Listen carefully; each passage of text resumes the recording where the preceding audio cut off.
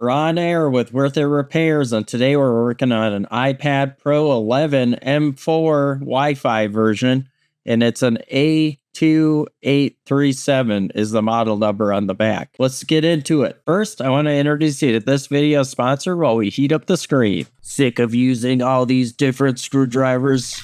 Have a Fanatic Next workstation. And even in there, it comes with all the prying tools that you can imagine. Every single one, your metal pry tool, your plastic pry tool. It has every pry tool, even a plastic guitar pick. Don't just sit there. Upgrade your workstation with the Fanatic Next screwdriver kit. I recommend that you heat it up on a heating pad for 10 minutes on 140 degrees Fahrenheit. Then it's time to pry off the screen. First start with the metal pry tool, then with a plastic pry tool around the edges. Be really careful around the camera. Make sure to hit that subscribe button while you're watching my tutorial, especially if you use it to learn how to do the screen repair. And I wanted to tell you where I got my part while I take it apart here with my metal pry tool and also my plastic pry tool. I got my part from Apple's self-service program, but the price was $700 for an iPad. I can't believe someone would pay that price. But it is what it is, and we did the repair, and we got it on video for you guys. So thank you so much for watching. There's nothing to do, nobody's around. You know how it is. Navigating the broken glass is like a puzzle that is unsolved, but you'll have to work your way around the broken glass and get the screen off completely before you can lift on it and try to pry it off completely. Before you pry it off, please make sure you have the device powered down all the way, because Apple wants you to power down the device instead of disconnecting the battery. But I do it a little bit different. I disconnect the battery because I just better be safe than sorry. And I'll show you where the battery connection is on this iPad.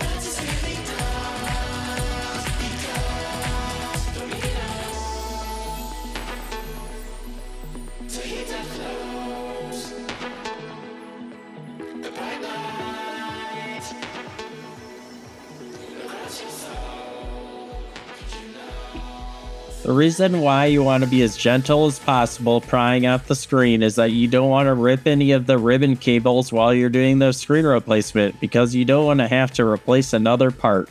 Especially if you're buying an aftermarket screen, you're going to have to take off the proximity sensor off the old screen and put it on the new. And that's not in this video since I got my part from Apple. It comes with that pre-installed.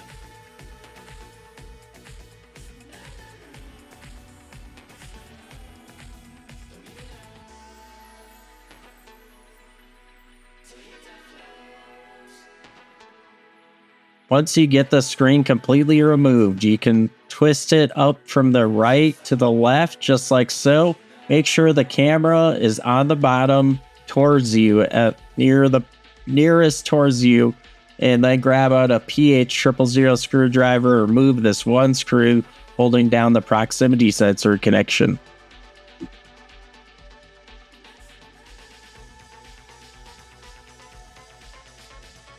Pick up the bracket with some fine pointed tweezers and twist it out just like so, and then you'll grab out your plastic spudger and disconnect the proximity sensor. Once the proximity sensor is successfully disconnected, you can open up the screen. Just lift it up just like so, and then hold it up in a certain position so you can unscrew the PH000 screws holding down the screen connection.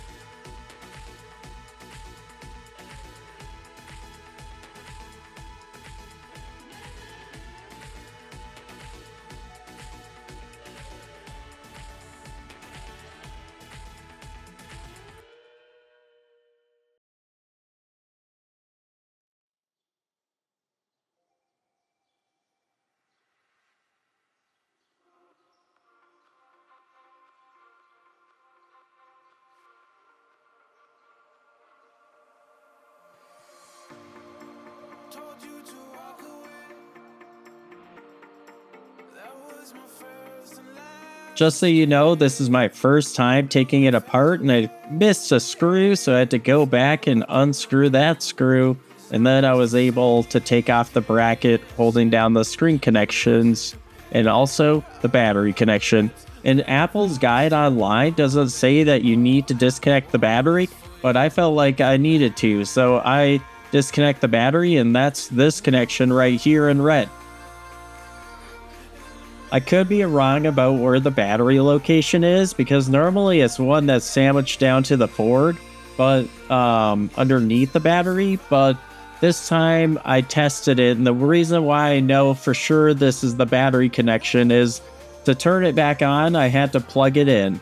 And normally you would just click the power button and it would just turn on just like normal, and you wouldn't have to plug it in. So I'm really positive this is the battery connection. Let's get it disconnected. Now we can disconnect the screen's connections, and those would be the connections that's connected to the screen.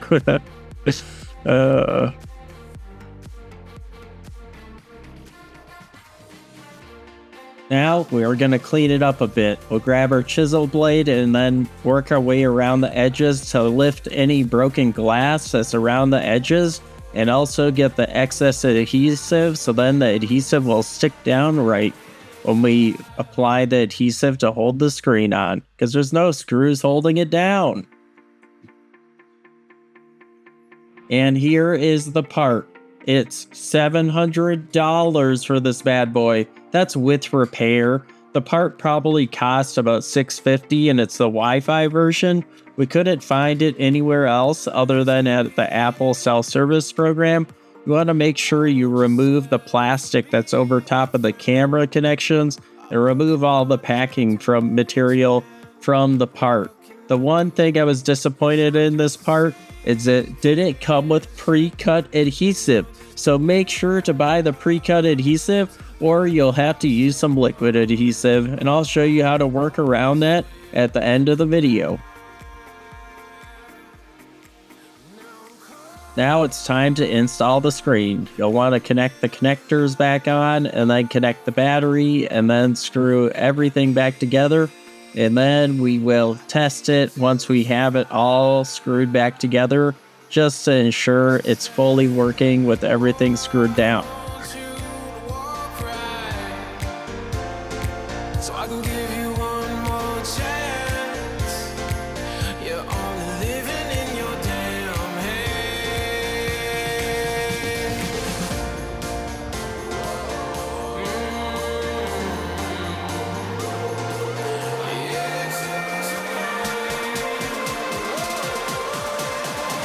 Without you by my side, I can't survive.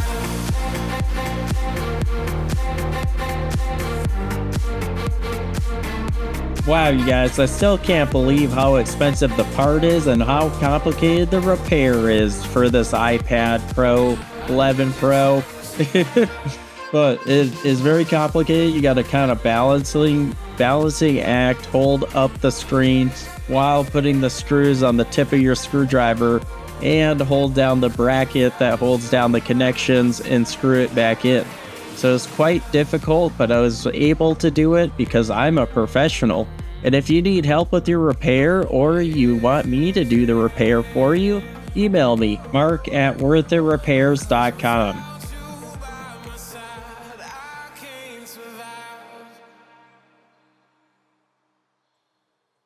Now we'll connect on this pesky proximity sensor connection. And you gotta make sure you press it down all the way, and you'll feel it kind of click in. That's why I use my finger instead of a plastic spudger, but you could use a plastic spudger if you couldn't reach your finger in there.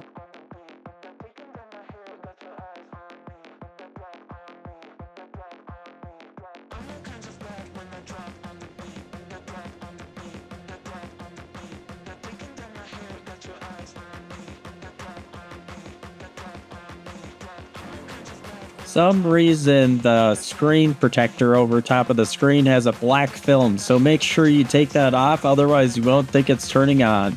Then plug it in and turn it on, and it will turn on, and give it a good test before you apply the adhesive. in which I use this liquid adhesive around the edges and clamp it down for about 2 hours before I think it's ready for pickup and ready for use.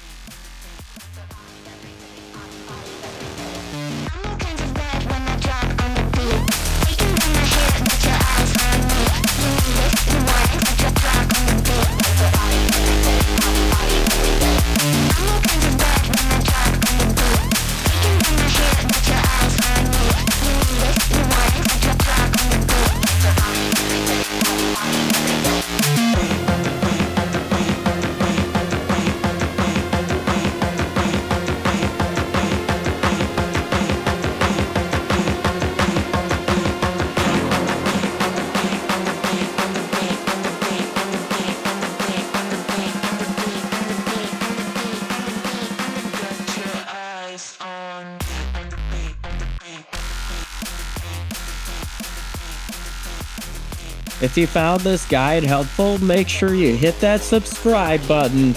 I have over 450,000 views in the past 28 days and not enough people are hitting the subscribe button. So please subscribe to my channel. It helps me pay for videos like these. And thank you again for watching, and make sure you clamp it down for a period of time. This repair was definitely worth it. Maybe if the price comes down. It's your turn.